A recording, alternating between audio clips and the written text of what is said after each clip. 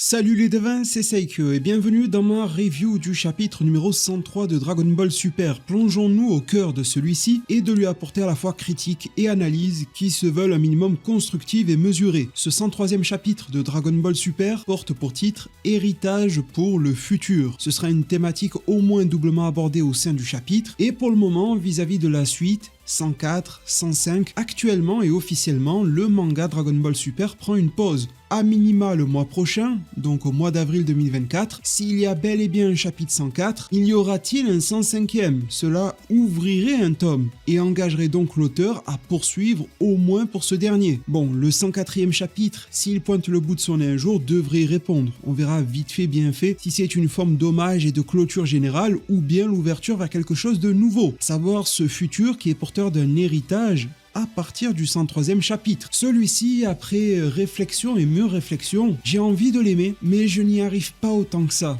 Je le trouve assez moyen pour être tout à fait franc avec vous. J'ai envie de l'aimer parce que depuis le chapitre 100 et surtout le 101 et 102, et ça s'est ressenti il me semble bien déjà rien que par la reprise des reviews et par le propos que j'y tenais, je me sentais de plus en plus à l'aise. Il y avait une ambiance, une vibe Dragon Ballesque que j'appréciais.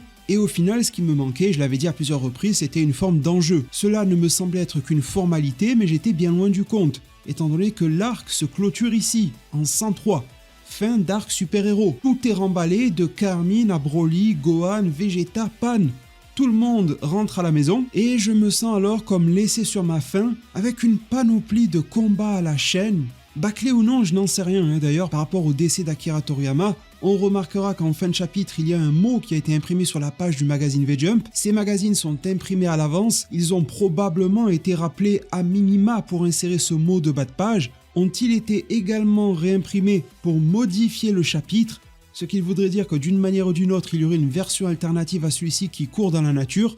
Difficile à dire, peut-être qu'une fuite depuis la Shueisha un jour nous le prouvera, peut-être qu'une interview nous affirmera que le chapitre 103 a calmement suivi la trame prévue, car vis-à-vis des précédentes interviews, nous connaissons leur rythme de travail et nous savons que Toriyama a supervisé celui-ci, et probablement ce qui devait être sa suite. Bon, beaucoup de mystères et c'est bien légitime autour d'une tragique situation telle que celle-ci, on verra bien où cela nous mènera, mais pour reprendre mon propos, le chapitre 103 se lit, j'ai pu apparaître étrangement sur les réseaux, en particulier Twitter, j'ai pu apparaître aux yeux de nombreuses personnes qui ne me connaissent évidemment pas, comme un défenseur de ce chapitre 103. Le problème, c'est que dans la vie en général et sur ces réseaux, c'est encore pire, même si j'apprécie y passer du temps, c'est que la nuance n'existe pas. Vous savez à quel point elle me tient à cœur, et lorsque l'on tente d'exprimer un propos qui l'est, il est parfois interprété autrement. Du coup, sur ma page Twitter, j'ai défendu ce qui m'apparaissait comme étant la vérité vis-à-vis de certaines traductions ou autres, et l'on m'a tout de suite pris pour un adorateur du chapitre 103.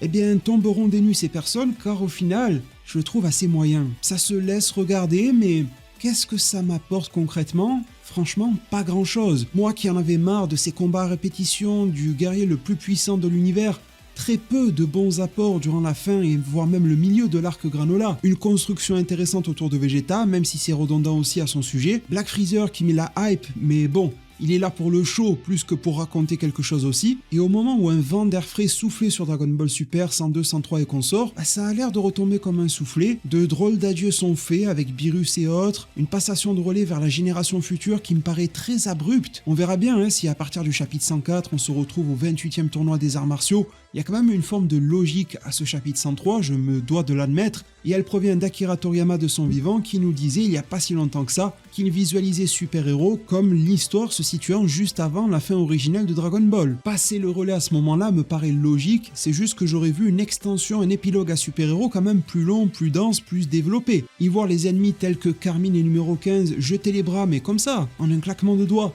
On s'excuse, on est désolé. On ira vendre des médicaments. Les types, ils ont créé Cellmax, en tout cas ils y ont participé et vont se retrouver à vendre de la vitamine C. La manière dont c'est amené est clairement précipitée, et d'ailleurs les mots de Carmine seront forts, il met un terme au ruban rouge. Cette armée qui a marqué Dragon Ball lorsque Goku est enfant au cœur de l'histoire, lorsque Goku est adulte, au cœur de celle-ci également, que l'on aura revu dans Dragon Ball GT, dans différents films, qui aura eu sa part d'intérêt dans des jeux vidéo, faisant un retour à coups de lunettes, de grands rôles et de parapluies dans le film Dragon Ball Super Super Héros, pour se voir trouver un terme ainsi. On voyait également ce Carmine et numéro 15 qui ont filmé les actions sur cette planète de Beerus. Ils viennent d'apprendre que c'est une planète extraterrestre, donc vont-ils avoir tout d'un coup un déclic maléfique et revenir dans les mauvaises histoires ? On verra bien, peut-être malgré eux, ils seront contraints par la force, par un autre ennemi à leur fournir diverses informations. On a vu à quel point l'information devient importante dans Dragon Ball, avec le personnage de 7-3, Elec, Zuno, l'omniscient. Au-delà d'une quête au Dragon Ball, il y a aussi, et surtout même, une quête à l'information. Dans cette œuvre-là, dans sa version super, Carmine et numéro 15 en sont clairement détenteurs aujourd'hui. En tout cas, s'il n'y a aucune ramification à ces deux derniers, je trouve qu'ils n'ont pas servi à grand chose, ni même sur le plan humoristique, sur cette planète de Beerus, et qu'ils auraient très bien pu être mis derrière les barreaux en fin d'arc super-héros et qu'on puisse les mettre de côté. Je comprends qu'il soit loufoque que ces deux gars soient ramenés par Goku à la sauvette chez Beerus, mais à part ça, ça n'a pas mené à grand chose. Je ne m'attendais pas à ce qu'ils fassent un Cellmax numéro 2, certains théorisaient carrément sur un Boomax, non, j'en attendais vraiment pas du tout cela, mais qu'ils continuent de tracer leur route dans leur propre sillon, et s'ils venaient à prendre un virage, que celui-ci soit un petit peu moins sec. C'est l'une des raisons pour lesquelles je me questionne grandement, cet arc super-héros a-t-il été raboté suite à la perte d'Akira Toriyama ? Je suis vraiment 50-50 concernant cela, mais que ça soit les ennemis qui jettent l'éponge, que ça soit l'enchaînement de combats à l'appel, que ça soit Broly qui se maîtrise désormais, le relais qui est passé aussi vite qu'une étoile filante, bon, on met tout cela dans un sac, on mélange un petit peu, et il y a quand même de quoi se poser des questions. Dans les faits, commençons par cette confrontation a priori au sommet Goku Ultra Instinct face à Gohan. Malheureusement, elle fait partie des causes pour lesquelles je reste sur ma faim, mais cela était très prévisible, aussi bien sur ma chaîne YouTube, lors du stream chez Je Fonce, et je pense qu'il passera par là et je le salue, le mois dernier sur sa chaîne YouTube, on avait détaillé ce genre de choses. Il y avait une forme de relent à se dire que bon, ce type de combat-là, c'est souvent cryptique, ça aboutit rarement, voire pas du tout, c'est plus fait pour hyper et faire parler à la fanbase ad vitam aeternam, rester flou, nébuleux, nous nourrir d'interviews ensuite qui le seront peut-être encore plus. Chaque réponse amène à une question, l'analyse du combat ne sera pas partagée de la même manière par tout le monde, il n'y a clairement pas de résultat évident qui fait consensus en tout cas, et lorsque ça manque de prise de risque, vous me connaissez, eh bien je ne peux pas être pleinement satisfait. J'ai bien aimé voir cette confrontation entre une bête et un sage au combat, qu'a pu devenir Goku au fil de sa vie et notamment via l'Ultra Instinct. Ce sont deux opposés complets, même si l'on pourra se dire qu'une bête agit de manière également instinctive, et que Goku pourrait en tirer quelques leçons. On a appris concernant Gohan Beast que son pouvoir est propre à lui-même, qu'il est une forme de génie, mais bon, on n'avait pas besoin de Whis en 2024 pour nous le dire, on le sait depuis les tout débuts de Dragon Ball. Je suis en plein revisionnage de l'arc Namek en version animée, depuis le décès d'Akira Toriyama, histoire de me redonner du baume au cœur avec ses travaux, même si c'est l'adaptation animée. Je pense qu'on ne réalise même pas le nombre de fois au cœur de cet arc durant lesquels Gohan est mentionné comme une forme de génie d'ores et déjà. Il y a tellement de références tout au long de l'œuvre, canon, pas canon, là où on veut, que bon, c'est pas vraiment une explication. On apprend cela dit que le Beast n'est pas un pouvoir divin mais un pouvoir mortel, un petit peu attristé tout de même du fait que Whis vient de balayer d'un revers de la main l'hypothèse que je portais d'ailleurs selon laquelle la forme Beast pourrait être une apogée et un mélange total entre ce qui sommeille en Son Gohan de manière naturelle depuis qu'il est enfant à son entraînement / éveil de potentiel reçu par le doyen des Kaioshin.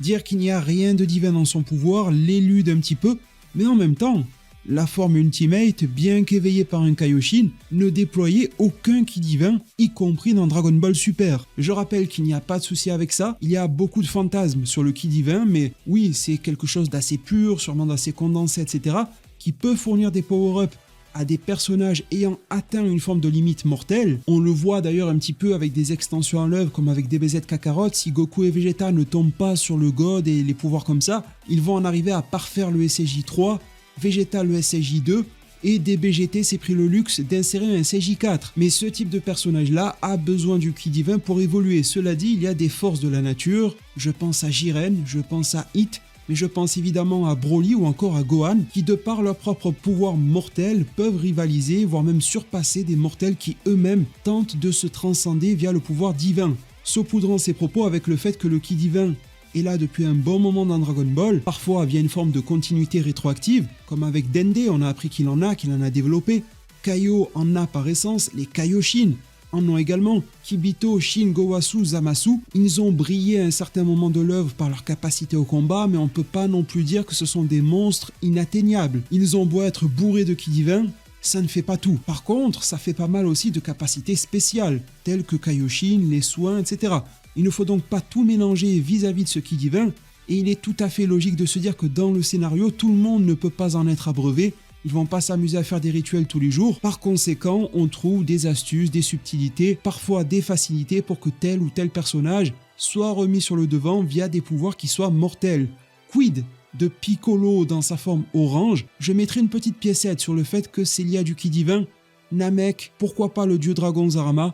Je vais un petit peu loin, mais pas tant que ça. En tout cas, pour Gohan et Broly, c'est du mortel, ça fonctionne bien ainsi, c'était déjà le cas avec Jiren, et c'est un paradoxe intéressant au cœur de l'œuvre. Après tout, Goku et Vegeta, malgré tout le ki divin qu'ils ont, ne sont pas des entités divines au sein de l'œuvre de naissance. C'est d'ailleurs pour cela qu'il y a toujours un fossé vis-à-vis de Beerus ou encore de Whis. Sachant que l'un des magazines V-Jump tout récents nous disait que Black Freezer était très probablement encore en dessous de Beerus, c'est pour dire. Bon, ce combat Goku Ultra Instinct face à Gohan, c'est un divertissement intéressant, j'aime bien certaines mises en scène, le Goku Ultra Instinct qui évolue avec certains grades au sein de cette technique-là, rappelant les propos de Merus comme quoi, eh bien un Goku est plutôt en bas de l'échelle de l'Ultra Instinct, Merus est un petit peu au-dessus. Largement par-dessus se trouvent les anges, qui eux-mêmes se disputent certaines places, comme entre Whis et Vados, et trône par-dessus tout ce beau monde le grand prêtre Daishinkan. Une forme de perfection, on va dire, dans le Migate no Gokui. C'est intéressant à voir, ça permet de remettre Goku en valeur par rapport à ce déploiement de puissance de la bête de Gohan, mais celle-ci en a énormément sous le pied. Les esquives et le corps qui bouge tout seul de la part de Goku est de retour. C'est l'une de mes théories qui se voit confirmée par ce chapitre et vous allez voir que c'est pas la seule. Malheureusement, ça ne m'aidera pas à l'apprécier beaucoup plus que ça. Ce n'est pas parce que mes idées sont validées par un chapitre que tout de suite il devient miraculeux et fabuleux. Là, par exemple, bon, c'était vraiment une très modeste analyse, mais vous m'aviez interrogé avec beaucoup de confiance et je vous en remercie infiniment sur pourquoi dans le chapitre 102, Goku encaisse, Goku bloque les coups alors que quand même l'Ultra Instinct c'est l'esquive. C'est antinomique de ne pas le faire. J'avais répondu en commentaire et j'avais probablement traité le sujet en vidéo durant ma review ou quelque chose de la sorte, en disant que ça me paraissait logique. Bien que Beerus en chapitre 102 affirme que l'Ultra Instinct aux cheveux gris blancs soit la meilleure technique, en japonais il dit technique, de Goku, il a différents stades de maniement de celle-ci, et si vous voulez, lors du début du combat, il s'était mis au plus bas de sa meilleure forme. De plus, et c'était vraiment mon point, il voulait tester et jauger la force de son fils.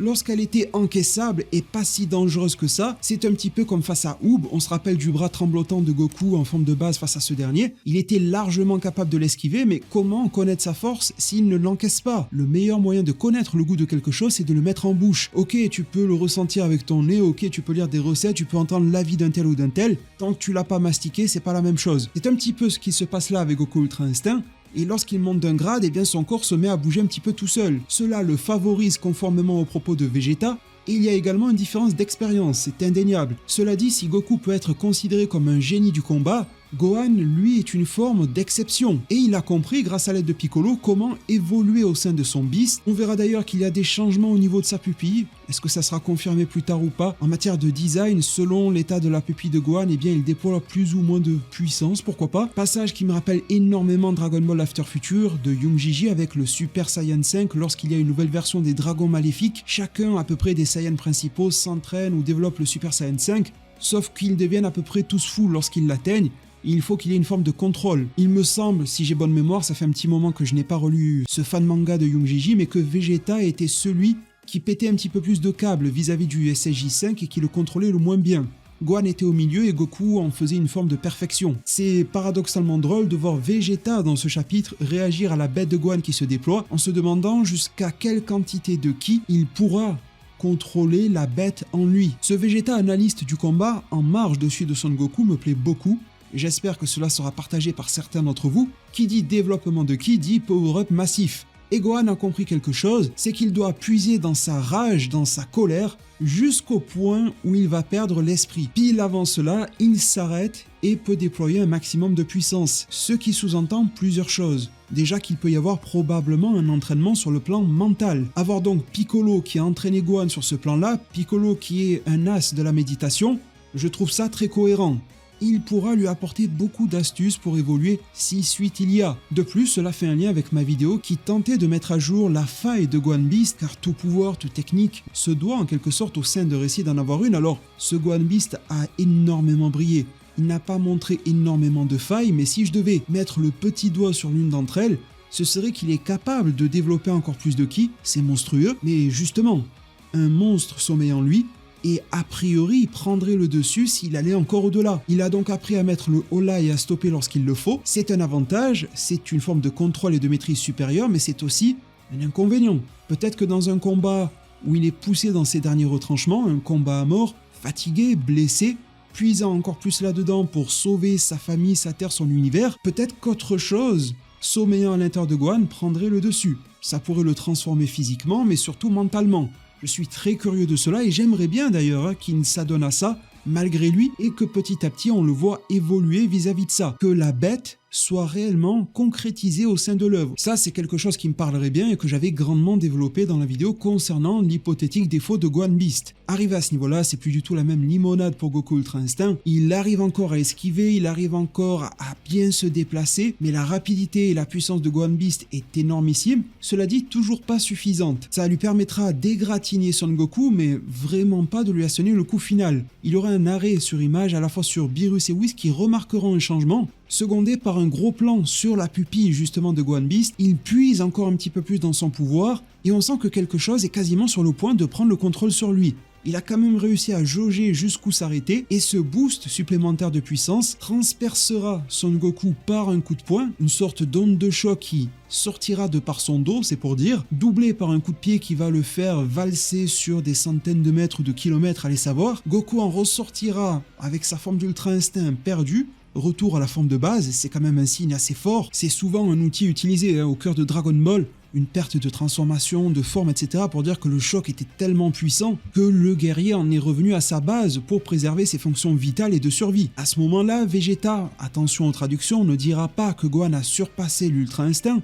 Cela peut paraître pour du détail, mais une fois de plus, vous connaissez mon goût pour la nuance. Il dira que Son Gohan est passé au travers des capacités et de la vitesse de défense de l'Ultra Instinct, ce qui est à n'en pas douter un prodige incroyable. Cela dit, Vegeta n'a pas dit que Goku Ultra Instinct était vaincu. Autre gros point de traduction également, toujours vis-à-vis de Vegeta, Goku et Gohan, Goku rejoindra Vegeta, et le prince Saiyan ne demandera pas au fils de Bardock s'il est frustré de sa défaite, comme certaines traductions ont tenté de l'affirmer, mais il dira en japonais, je cite, « N'es-tu pas frustré qu'il n'y ait ni vainqueur ni vaincu ?» Chose à laquelle Son Goku répondra qu'il n'était pas venu pour vaincre Gohan, mais qu'il était venu pour le tester, et là ça fait immédiatement sens avec les propos de Goku tout fraîchement émis auprès de Son Gohan, lui disant « Si d'aventure je ne suis pas dans les environs, eh bien tu feras une relève parfaite, tu portes mon héritage en tant que protecteur de la Terre, galaxie, voire même de l'univers, et allez savoir du multivers pourquoi pas. » D'où cette notion de test, un petit peu comme lorsqu'il testera Oob pour voir s'il peut l'entraîner,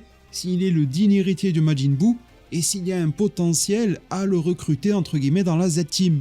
Preuve en est, lorsque Gohan aura expliqué comment il manipule sa forme, Goku repasse en Ultra Instinct. Il ne s'avoue pas vaincu à ce moment-là, il en veut une seconde couche et on voit que le combat reprend. Et à mon grand étonnement, je pensais que Goku allait se faire ruiner à partir de là, et le combat se poursuit avec une forme d'égalité. Ça part dans tous les sens, ça se tape par-ci par-là, etc. Des coups assez rapides, typiques de Dragon Ball et très popularisés par l'anime DBZ. Cette forme d'égalité se poursuit tandis que Broly est fasciné par le combat. Il l'était déjà par les capacités de Goten et Trunks à maîtriser le Super Saiyan, et voir cette bête se battre face aux capacités instinctives de Goku le remplit à la fois d'une émotion et d'un intérêt indescriptible. C'est alors que Goku pourra se permettre le luxe de détourner son attention vers Broly tout en gérant Gohan, en lui envoyant une sorte de Kiai pour le repousser.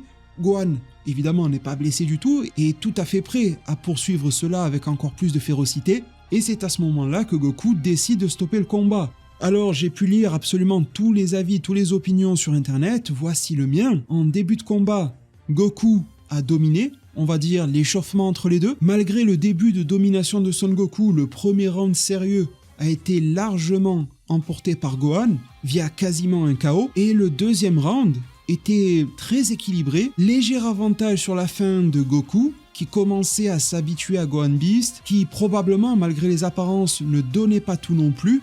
Je pense vraiment que dans un combat face à un adversaire du niveau de Gohan Beast, mais s'il était un ennemi, combat à mort avec menace, etc., Goku aurait sorti un tout autre jeu. tandis que Gohan, lui, on l'a vu, il était au maximum, sinon la bête allait prendre le contrôle. Ça me fait penser que jusqu'à ce que Son Goku arrête le combat, car il semble avoir une épine dans le petit orteil, il commençait à renverser la tendance. Cela dit, c'est décevant de ne pas en arriver au bout.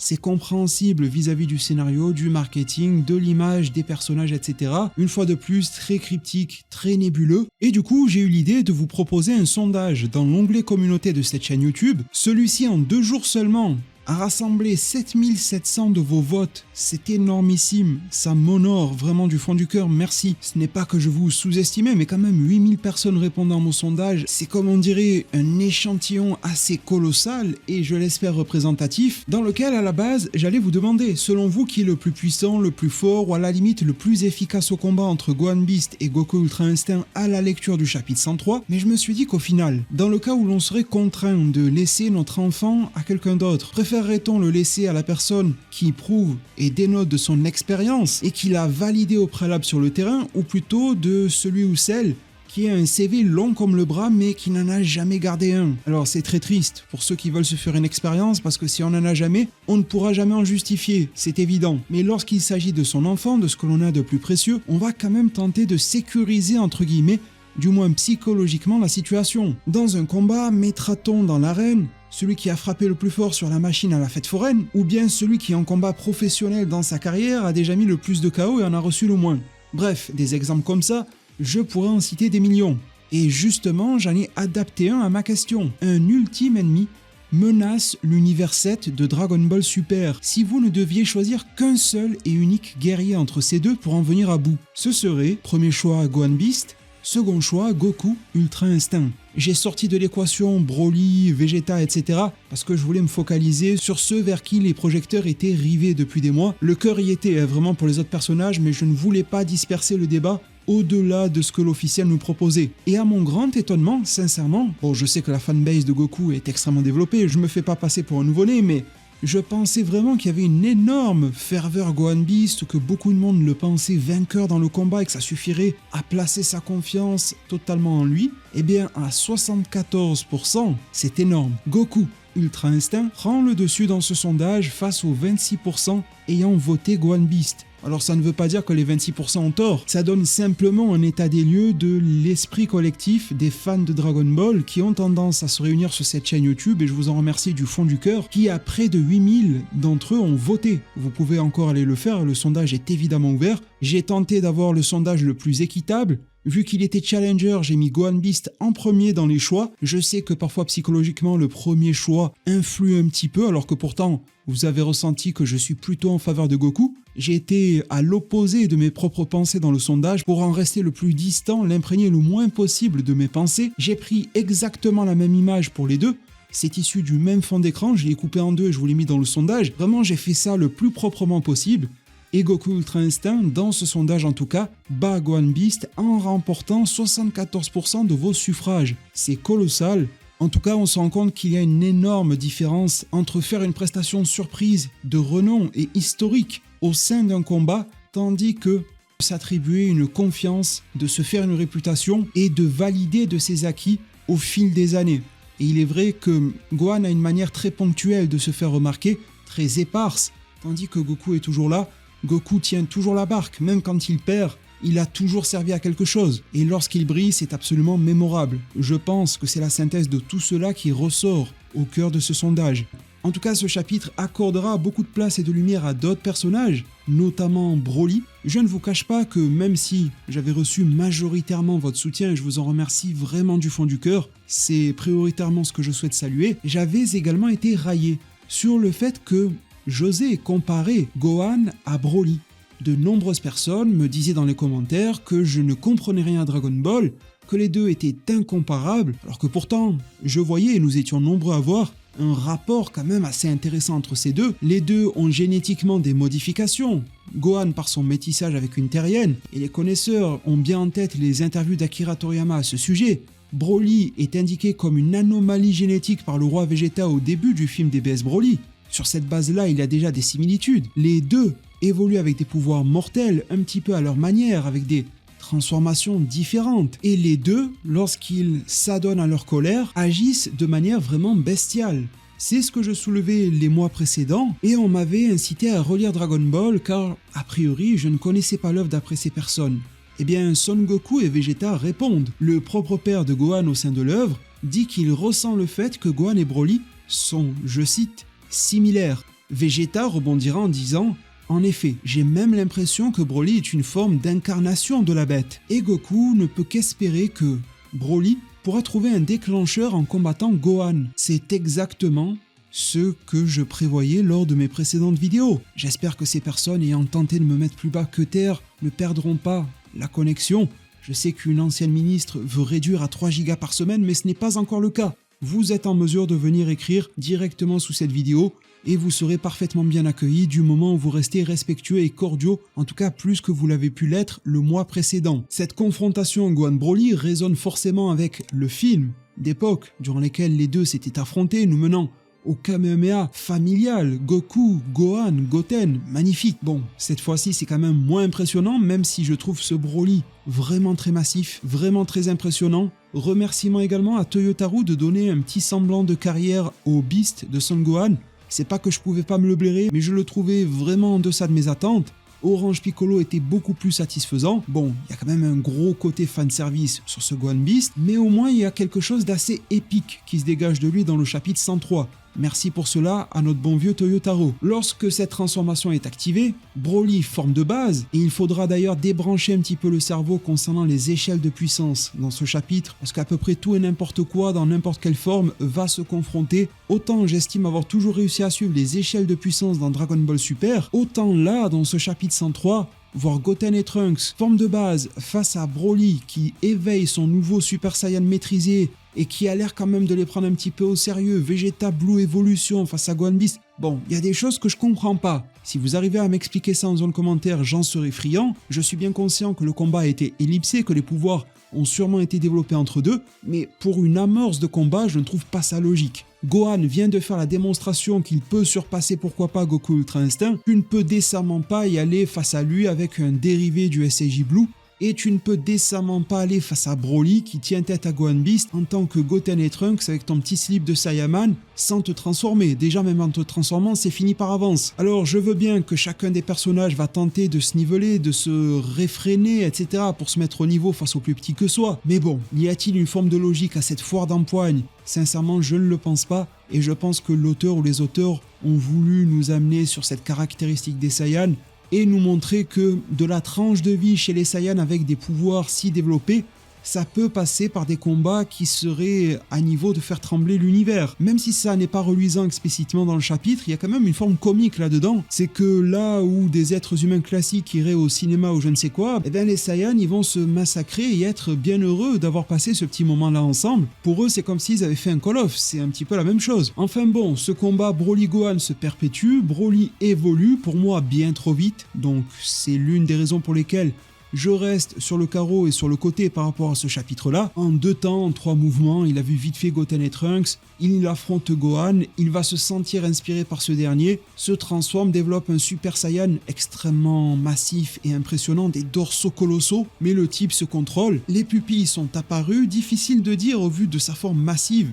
si c'est un équivalent du Super Saiyan 1, mais cette fois-ci maîtrisé, donc à savoir la même chose que lorsque Paragus est tué par Freezer, lorsqu'il ressort de l'espèce de cratère dans le film, ou est-ce le Berserker maîtrisé, sans coloration, etc. C'est un petit peu difficile à dire, mais en tout cas il est mentionné comme Super Saiyan, mais un Super Saiyan différent à l'intérieur du chapitre, et on se rappellera également de Kale. Évidemment une forme d'inspiration ici, des pupilles, etc. Lorsqu'elle se maîtrisait, elle reprenait physiquement à la fois des éléments de son Berserker, tout comme du Super Saiyan, donc c'est pour ça que c'est assez difficile à dire. En tout cas oui, je suis certain que Broly en a énormément sous le pied, même si je reste déçu que le Ikari soit jeté à la poubelle, ce fameux Ikari qui était un petit peu la porte d'entrée vers le Super Saiyan 4, ou en tout cas sa forme d'équivalence au sein de l'œuvre. Je me rappelle d'une de mes anciennes vidéos, celle-ci ne trouvera pas de validation ici malheureusement. J'ai estimé le fait que si le Ikari et le Berserker de Broly étaient mélangés, un peu comme Goku mélange le God et le SAJ, eh bien il aboutirait à sa forme de SAJ 4 entre guillemets. Bon, c'est peut-être partie remise à jamais, on verra bien. Une autre de mes théories en tout cas se voit confirmer, celle concernant les pupilles de Broly. Alors aujourd'hui c'est devenu une évidence pour tous, mais rappelez-vous de cette vidéo, il y a de cela déjà 5 ans lorsque je l'ai publiée, elle était avant-gardiste. J'y développais le fait que Gogeta voulait purifier Broly dans le film Dragon Ball Super Broly et l'amener à une forme de contrôle d'ores et déjà, manifestée par l'apparition de ses pupilles en berserker vers la toute fin, thèse qui paraissait tellement tirée par les cheveux que certains ont failli en devenir chauves. J'ai même été parodié par l'aérodynamique Black Z, c'est pour dire. Bon eh bien, blague à part, c'est également un point confirmé par ce chapitre. L'apparition des pupilles chez Broly dénote d'une forme de contrôle de sa part. C'est d'ailleurs assez drôle de voir que la variation des pupilles chez Gohan est une autre forme d'indicateur. J'ai l'impression que lorsqu'elles s'élargissent par exemple, elles donnent plus d'ampleur à la bête et l'amènent vers la perte de contrôle. Comme quoi, même dans la ressemblance, il peut y avoir aussi des disparités. Au final, Beerus établira le fait que Gohan se contrôle nettement mieux que Broly, et Whis demandera si le fils de Goku est également un candidat pour devenir le prochain Akaishin. Non, de toute évidence, ce n'est pas dans l'ADN de Son Gohan.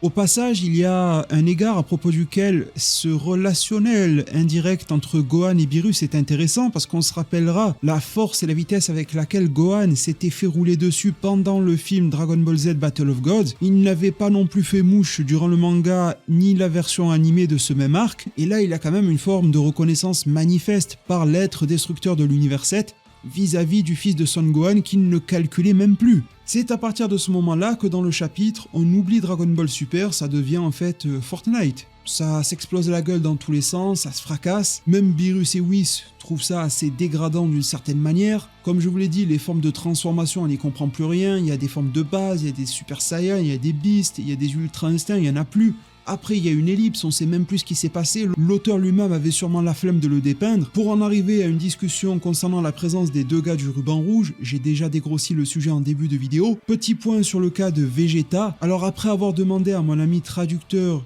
du chapitre, qui se base sur la version japonaise, il n'a pas la sensation que Vegeta ne connaît pas le ruban rouge, lorsque Gohan dira que Carmine et numéro 15 en proviennent. Il se demandera plutôt quelle est cette situation vis-à-vis de eux. Qu'est-ce qu'il se passe? Ça reste très difficile également de trancher vis-à-vis des versions officielles car l'espagnol diffère de l'anglais, etc. Bref, on n'a pas de version française pour le moment. Mais de ce qu'il en ressort a priori, des infos que j'ai pu rassembler, Vegeta dirait qu'est-ce que cela a placé dans le contexte en mode qu'est-ce que c'est que ça? Pour donner un exemple trivial, un peu comme un père de famille qui rentre dans la chambre, qui y trouve un boxon pas possible, qui va dire qu'est-ce que c'est que ça? Mais il sait très bien que face à lui, il y a ses enfants, peut-être ses animaux de compagnie, qu'il y a un lit, qu'il y a un tapis, il sait ce que c'est par définition. Mais il se questionne à propos de la situation. C'est pour ça qu'à la suite du dialogue, Gohan n'expliquera pas ce qu'est le ruban rouge, mais il dira directement « Je pense que ces deux gars planifient des choses maléfiques ». Cela dit, petit point historique au cœur de Dragon Ball, aussi étrange que cela puisse paraître, alors de toute évidence, et il n'est pas bête, et le sujet a sûrement été dégrossi dans l'œuvre, de manière ellipsée également, Vegeta est sûrement au courant de ce qu'est le ruban rouge, mais si on veut être pragmatique, oui, il a affronté du Cyborg, du Cell et compagnie, du C-19, mais il n'y a aucun dialogue dans lequel Vegeta est impliqué avec la mention du ruban rouge direct. Ça paraît tiré par les cheveux, en tout cas ce qui me paraît le plus cohérent, c'est ce que m'a dit mon ami traducteur, Vegeta se questionnant sur la situation, sur la présence de ces deux gars qui pourraient tourner mal, et non sur l'identité et les actions du ruban rouge. Je pense que c'est une traduction dans le contexte beaucoup plus sereine. Beerus m'a l'air bien déprimé dans ce chapitre d'ailleurs, un peu comme si une page se tournait qui va se marquer avec les au revoir qui résonne presque comme des adieux. Goku dit à Whis et Beerus qu'il reviendra prochainement. Franchement, quand Goku dit ça, généralement tu le vois plus, donc on verra bien ce qui se produira. Beerus lui dit « Ouais, c'est ça, ne reviens plus ». Il a l'air vraiment énervé de perdre ce camarade qu'il avait depuis des années. Difficile de savoir s'il reviendra un jour dans l'œuvre. Je ne sais pas ce qu'il en est des cotes de popularité de Beerus et Whis au Japon par exemple, mais il me semble que ce sont des personnages plutôt bien appréciés. C'est vrai qu'au début tout le monde se moquait du chat, etc., de la légèreté de Whis, mais j'ai l'impression qu'ils sont rentrés dans l'esprit collectif et même l'affectif de chacun. En tout cas pour ma part ça l'est clairement, je les affectionne beaucoup ces deux personnages, je les trouve vraiment attachants et Toriyama a toujours un certain talent dans sa gestion des duos. Ces au revoir sonnent définitivement comme des adieux. Ça me rappelle beaucoup les au revoir de Goku à Chichi en fin d'œuvre ou à Pan aussi. On n'aura quasiment jamais vu Goku revenir au Berkai si ce n'est via Dragon Ball GT ou alors via Neko Majin, la parodie de Dragon Ball par Akira Toriyama lui-même. c'est quand même extrêmement maigre. Tout le monde est de retour sur la planète Terre, Goku s'est basé sur le ki de Piccolo pour se téléporter, Piccolo en cours de méditation, ça fait du lien avec l'entraînement qu'il pourrait prodiguer à Gohan une fois de plus. Je remarque que la boîte aux lettres n'apparaît toujours pas devant la maison de Piccolo, c'était un élément de promotion du film super-héros qui a été enlevé au cœur du film, qui n'existe pas non plus dans le manga, et pourtant ça aurait pu être un petit élément mignon / comique intéressant. Bon, tant pis, le combat face à Piccolo n'aura pas lieu non plus, j'ai envie de dire tant mieux, j'en connais déjà l'issue, je pense que la majorité d'entre vous aussi, c'est d'ailleurs un petit peu plus sage aussi de la part de Piccolo de refuser, et on en vient à la fameuse phrase concernant Pan, cette fameuse polémique, il en faut bien une chaque mois pour occuper les réseaux, concernant Goku qui oublierait sa petite fille. Alors, ce sujet est sûrement le plus douteux du chapitre, ça me rappelle un petit peu les délires qu'il y avait autour de la méditation, il y a de cela quelques chapitres, c'est clairement des choses qu'on ne salue pas dans Dragon Ball. La version officielle de Viz en anglais a opté pour le fait que Goku ait oublié Pan. Cela dit, je tiens à vous préciser qu'il y a bien un élément dans cette traduction qui fait consensus, c'est le fait que Piccolo ne mentionne jamais le fait d'aller chercher Pan à l'école. Contrairement à ce qui est écrit en anglais, Piccolo parle d'aller avec Gohan chercher Pan, ce qui pourrait nous rendre enclins à croire ou à comprendre qu'il y a bel et bien un jeu de mots vis-à-vis du pain. Pan est une double référence qui était considérée à une certaine époque de la Grèce comme une divinité, mais au comportement diabolique, faisant donc écho à son passif, son grand-père, sa grand-mère et sa mère, tandis que Pan fait également référence à une forme de céréale, ici le pain. Et ça s'écrit, ça se dit exactement de la même manière en japonais, ce qui pourrait mener à une sorte de jeu de mots / confusion volontaire, pas forcément de bon goût, un peu répétitive, on va le voir dans un instant, mais cela dit, lorsque l'on se tourne encore plus précisément dans les termes en japonais, et là c'est Herms98 qui nous le dit sur Twitter, dont les talents de traducteur ne sont pas à remettre en cause, il nous confirme le caractère ambigu de cette situation, l'absence de mention au fait d'aller chercher Pan à l'école, mais la terminologie en japonais implique le fait d'aller chercher une personne, quelqu'un, plutôt que quelque chose, un objet, expliquant pourquoi la version de Manga Plus n'a pas privilégié l'option du jeu de mots. Soit Goku a cru que Piccolo allait chercher une personne qui s'appellerait Pain, il n'a pas capté c'est quoi cette espèce d'hybride là entre une personne et une baguette, ou bien il a oublié sa petite fille, qui dans le manga, il n'a pas vu depuis le chapitre 67, et c'était la seule fois où il l'avait vu, fin d'arc Moro. Il faut distinguer, vous le savez très bien, les formats d'animation, l'animé, les 131 épisodes, vis-à-vis du manga. Les phases de Pan qui vole, Goku qui se lie avec elle, etc., c'est du filler, c'est des rajouts pour l'animé. Ce lien de filiation, d'affection, de rapprochement entre Goku et Pan dans le manga n'existe pas, ils se sont entreaperçus. À une époque à laquelle Pan était trop jeune pour se rappeler de quoi que ce soit, même époque à laquelle Goku l'a regardé d'un petit coup d'œil et est parti aider des Namek, etc. pour rétablir l'ordre des choses post-méfait de Moro. Ensuite, Goku a commencé à aller sur la planète céréale, arc granola, machin, isolation chez Beerus durant Super Héros, il n'y a eu aucun lien, ni contact, ni renseignement. Petite parenthèse, et je sais que ça ne servira pas d'exemple, au vu de la particularité des personnes qui peuvent se trouver dans ma famille, pour rester poli et cordial, mais sachez que pour de vastes raisons qui m'échappent, ma grand-mère par exemple m'a déjà oublié, et elle n'avait aucun souci d'altération de son esprit ou de sa mémoire. Elle en avait sûrement un petit peu rien à foutre de moi, elle était passée à autre chose, et puis voilà, on n'était pas proches, elle m'avait oublié. Je me doute que c'est un cas extrêmement rare, mais l'ayant vécu moi-même, je ne peux que m'incliner. Alors que pourtant, ma grand-mère, je l'avais nettement plus côtoyée que Goku et Pan ont pu se voir, clairement. Donc bon, d'une certaine manière, c'est réaliste. Ça ne justifie pas la situation pour un sou, mais pour moi, si elle est instaurée ici, c'est pas pour rendre Goku bête ou quoi que ce soit, c'est pour créer un lien, pour nous montrer que ce lien n'existe pas. On est leurré par les fillers de l'anime DBS qui l'ont déjà construit, ils ont pris la liberté de le faire, et on est leurré par le fait que la fin de Dragon Ball et de l'anime DBZ existe déjà. Cette relation Goku-Pan nous paraît déjà forte. Sauf que là, dans Dragon Ball Super, on est avant la fin du 28e tournoi des arts martiaux, et une partie, certes minoritaire, des événements de l'anime DBS ne s'est pas produite. Ce lien Goku-Pan n'existe pas, c'est la manière, probablement pas la plus à droite parmi toutes, de Toyotarou de le dépeindre. Et quand je dis de Toyotarou, pas sûr, parce que nous venons d'avoir des détails officiels, plaira ou ne plaira pas, je ressens le fait que certains ne veulent pas accepter ces vérités, mais elles en sont. Il a été acté officiellement, c'est sur le site officiel de Dragon Ball, que la préquelle à Super Héros a été faite par Toyotarou. Vous savez, les 3 chapitres Saiyaman, avec quelques corrections et supervision de Toriyama. C'était d'ailleurs une période que l'on a bien appréciée. L'intégralité de l'arc super-héros en manga, ça a été précisé en manga, c'est du Toriyama, Akira, et quelques ajouts vite faits par-ci par-là, quelques dialogues, peut-être celui-ci sur Pan, allez savoir, ont été ajoutés par Toyotaro, et c'est exactement la même chose, ça a été confirmé officiellement, vous aurez la source en description, pour cet épilogue à l'arc. Il l'appelle d'ailleurs le post-lude. Prélude, interlude, post-lude. Bon, c'est un terme un petit peu alambiqué, mais pourquoi pas. Il faut donc changer la cible dans le viseur. Et si tel devait être le cas, ce serait s'attaquer au papa de Dragon Ball originel, à celui qui nous a tous fait vibrer, et qui nous a quittés il y a peu. On verra bien si ces personnes ont le courage de se trouver une cible à leur mesure, ou si ils continueront de frapper à blanc Toyotaro. Ce qui est quand même bien dommage. Il a des tares, il a des défauts, il les reconnaît même lui-même durant certaines interviews, mais de là à lui en ajouter, c'est pas très équitable.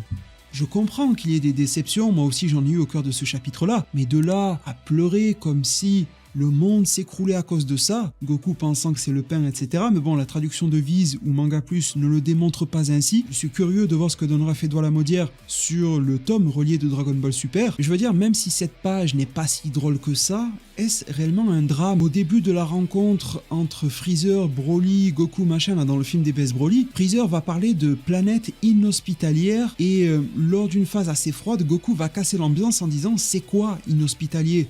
Sincèrement, ça m'a plus troublé que Goku oublie en panne. C'est un personnage à ses yeux qui n'est pas du tout prépondérant à ce stade-là de sa vie. Elle le deviendra évidemment par la suite, mais pas encore. Goku était en vadrouille dans 1001 lieux de l'univers, face à 1001 menaces. Que Goku l'oublie, c'est tiré par les cheveux, c'est pas de très bon ton. On peut vite tourner la page. Et justement, on va le faire dans ce chapitre-là. En tout cas, ça me paraît légitime de le faire. Je trouve beaucoup d'émulsion, beaucoup d'excitation, beaucoup de perte de ses moyens sur les réseaux pour très peu. Et puis je rappellerai aussi que ce genre de jeu de mots a déjà eu lieu dans Dragon Ball, le manga. Il suffit de se tourner vers le chapitre numéro 403 du manga original de Dragon Ball, dans le tome 34 de l'édition originelle, Cell Game. Goku passe le relais à son fils Gohan, il mentionnera son nom, et on a le présentateur et le caméraman de ce tournoi qui se demandent pourquoi est-ce que Son Goku veut manger du riz ou a envie d'aller déjeuner. Ça avait fait toute une blague à l'époque, qui avait d'ailleurs été un petit peu plus exploitée dans la version animée DBZ, mais elle est présente dans le manga d'origine. C'est probablement un point d'appui à Toyotaro pour cette scène.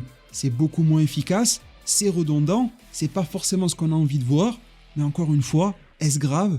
Non, pas du tout. Ça sert de prétexte à Son Goku qui ira récupérer sa petite fille en sortie d'école. On voit d'ailleurs que l'attachement n'est pas encore présent entre les deux. Alors que Gohan et Piccolo s'affichent fièrement à la sortie de l'école, faisant un lien avec celle-ci qui était quasiment en pleurs, très attristée lorsqu'il n'y avait personne pour la récupérer dans le film, preuve que Gohan évolue sous de nombreux aspects de sa vie. Pour le moment, en tant que père et protecteur de la Terre, restera à voir en tant que mari ou encore qu'adviendra-t-il de sa vie personnelle. En tout cas, l'un des plans que je viens de citer a rendu fier Son Goku et lui a apaisé le cœur.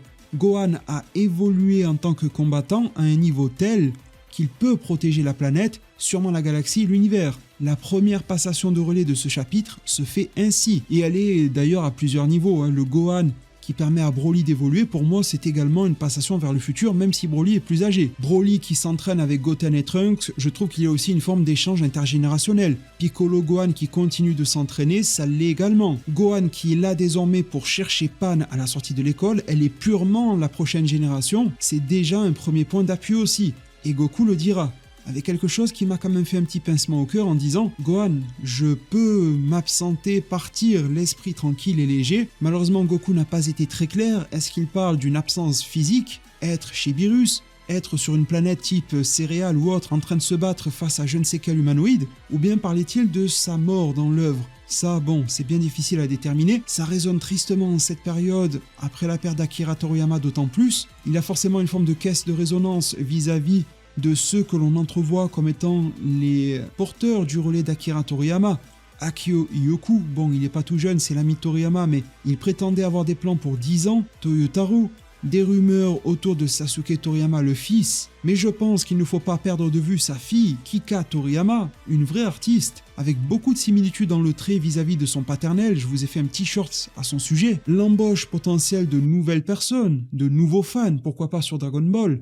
Il y a vraiment beaucoup de choses qui tournent autour de la famille, de la génération et de la transmission. C'est extrêmement important. Et pour le moment, ce lien intergénérationnel entre Goku et Pan, il n'est pas vraiment encore actif. On le voit, Pan, elle sort, elle est contente de voir Piccolo et surtout Gohan, qui se rattrape de ses inactions dans le film super-héros vis-à-vis de sa fille. Goku, lui, il regarde au loin de l'autre côté, parce que pour le moment, même s'ils sont reliés par le sang, ils se connaissent pas des masses. La petite Pan le remarquera, Goku, lui, il est dans ses pensées. Lorsqu'il va voir qu'elle est sortie de l'école, il va la saluer, mais elle va passer à l'attaque, parce qu'elle en a un petit peu marre d'être récupérée par des espèces d'inconnus. Dans ce type de contexte-là, on se rappellera de numéro 15 qui voulait la prendre de force, heureusement Piccolo, etc. Et de toute façon, Pan pouvait s'en sortir, évidemment. Mais bon, c'est quand même pas très joyeux d'avoir pléthore d'inconnus qui viennent.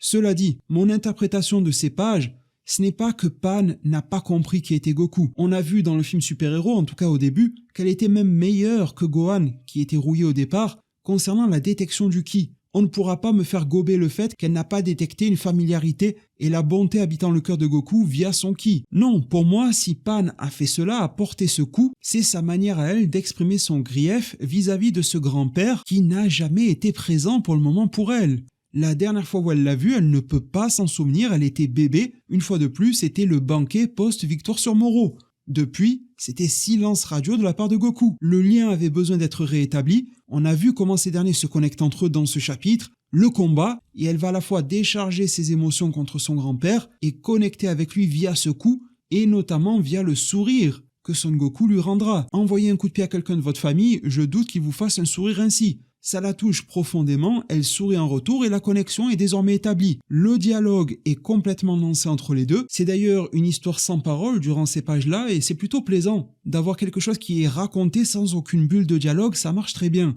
Un peu surdécoupé de Toyotarou, mais bon, on va pas se plaindre pour ça, on le connaît bien. Et Toyotarou a dit lui-même que c'était quelque chose qu'il essayait d'améliorer dans sa dernière interview en date, si j'ai bonne mémoire. Voir ce regard de Piccolo quand l'on connaît tout l'historique du personnage, ce méchant héritier d'un démon qui s'est ensuite attaché à Son Gohan, puis petit à petit à Son Goku, s'étant complètement rattaché à la Z-Team, pouvant se sacrifier pour n'importe lequel de ses membres et aujourd'hui chapeautant Pan. Il a cette espèce de côté oncle, voire grand-oncle vis-à-vis de Pan qui est super intéressant. Il regarde ceux qui sont purement de sa famille discuter avec elle et rattraper le temps perdu. Gohan et Goku, même si c'est un chapitre qui m'a moyennement plu, il y a quand même du bon à en tirer aussi. Et cette dernière page, elle est plutôt cool.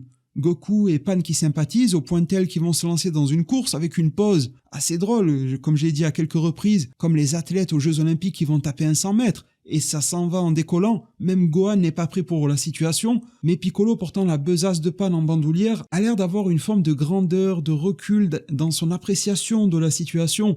Pour lui, tout cela est normal en fait. C'est le flux naturel des choses, et si cela ne s'était pas passé ainsi, c'est là qu'il y aurait un problème. Il est donc souriant par rapport à cela, il n'est pas dans cet état d'affolement tel que Gohan qui tente de rattraper sa fille et son paternel. Il va saluer la maîtresse d'école, ce qui va alimenter encore une fois les blagues et différents mèmes sur internet, plutôt drôles à chaque fois. C'est vrai qu'il y avait déjà des gens qui pensaient que Piccolo et la maîtresse d'école de Pan étaient reliés affectueusement dans le film super-héros. Je pense que cette dernière page va les renforcer dans cette idée. D'ailleurs, on m'aura fait remarquer que la maîtresse n'a pas l'air si choquée que ça, que de voir un mec tout grand, tout vert, accompagné d'autres gens un petit peu bizarres, une petite fille du jardin d'enfants qui s'envole dans les cieux. Elle a l'air tout à fait alertée de cette situation. Elle pourrait très bien intégrer la Z-Team, elle a l'air suffisamment ouverte d'esprit pour l'être. Après, de là à mettre Piccolo en couple, c'est quand même quelque chose de particulier. Il est asexué, on ne l'a jamais vu faire preuve de sentiments amoureux, mais en même temps, il n'était pas forcément calibré pour prendre Gohan sous son aile il y a de cela plusieurs années, comme si c'était son fils.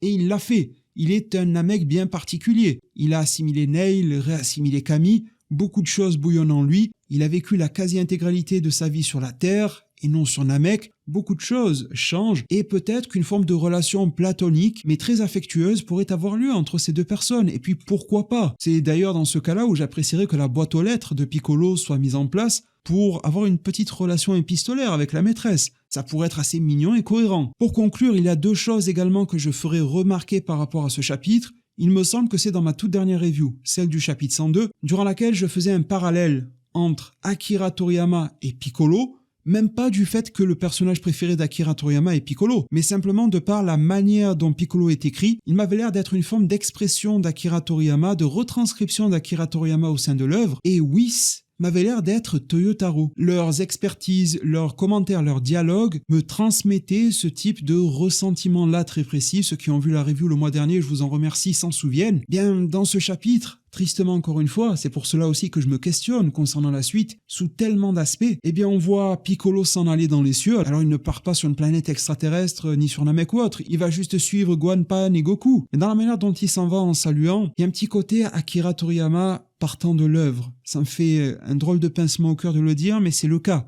Et ces au revoir qui résonnaient un petit peu comme des adieux de Son Goku vis-à-vis de Beerus et Whis, notamment de Whis, et Whis aura salué Goku, tandis que Beerus ne l'a pas fait, me fait penser presque que Toyotaru fait aussi ses adieux. Je sais que cela est capillotracté, il faut pas s'en faire trop, Dragon Ball Super reviendra probablement comme à l'accoutumée après sa pause, faut pas s'emballer, pas de fin n'a été annoncé, mais j'envisage toutes les options. La vidéo qui s'affiche à l'écran était une forme d'édition spéciale en pleine nuit lorsque l'on a appris par rapport à la pause, et j'y développais plusieurs idées, elle est toujours d'actualité sur de nombreux aspects, dont notamment le fait que Dragon Ball Super pourrait continuer de manière classique, Dragon Ball pourrait continuer avec un autre manga dénommé différemment, comme Boruto et Boruto to Blue Vortex, et peu importe la forme dans laquelle ça continuera, si ça continue, ça pourrait continuer avec un autre mangaka, autre que Toyotaru. Peut-être que le départ de Piccolo évoque celui vis-à-vis de ce monde d'Akira Toriyama, et peut-être que les salutations de Goku à Whis sont une forme d'au revoir à Toyotaru. Une fois de plus, je vais très loin, j'ai d'ailleurs pris le soin de préserver cela pour la fin de vidéo. Je sais qu'on est en plus petit comité par ici, je vous remercie d'ailleurs infiniment d'être toujours là. Et de toute façon, globalement, sur ma chaîne YouTube, on est vraiment en bonne intelligence et je vous en remercie du fond du cœur. Mais c'était quand même des remarques qui sortent un petit peu de ces polémiques incessantes que l'on entend sur les réseaux que je voulais vous partager. Cela met un terme à ma review du chapitre numéro 103 de Dragon Ball Super. Le mois prochain, il n'y aura pas de chapitre. Il y en aura peut-être dans 2 mois, peut-être pas. En tout cas, j'espère que des annonces officielles auront lieu via le magazine V-Jump, via le site officiel de Dragon Ball, via le compte Twitter de Toyotaru. Allez savoir, laissons le temps aux ayants droit, à l'auteur, de se reposer, de se recueillir, possiblement de se remettre, même si ça reste un délai assez bref. De l'autre côté, la charge de notre héritage est de continuer à faire vivre Dragon Ball, c'est une chose à laquelle je vais continuer de m'atteler autant que faire se peut et autant qu'il me sera possible à l'avenir. Cela n'aurait pas lieu et n'aura pas lieu sans vous. Je ne peux que vous remercier de par votre simple présence, de par les petits ajouts, mais vraiment de taille de votre part, tels que le pouce bleu, le commentaire, le partage, l'abonnement, la cloche des notifications, certains qui les activent toutes pour n'en rater aucune. Vos participations au stream, aux diverses radios libres, il y en aura bientôt. En tout cas, avant de vous laisser, le mot de passe traditionnel pour ceux qui sont restés jusqu'au bout. On va mettre Piccolo le dirlo, parce qu'à force de côtoyer de si près la maîtresse d'école, il risque d'en devenir le directeur de cet établissement. Merci infiniment à tous ceux qui seront restés du début à la fin de cette vidéo. Merci infiniment à tous ceux qui sont là de manière générale sur la chaîne. On se retrouve très prochainement. Merci vraiment de tout cœur, c'est très sincère. Prenez tous extrêmement bien soin de votre futur. Et à plus pour de prochains arts divinatoires.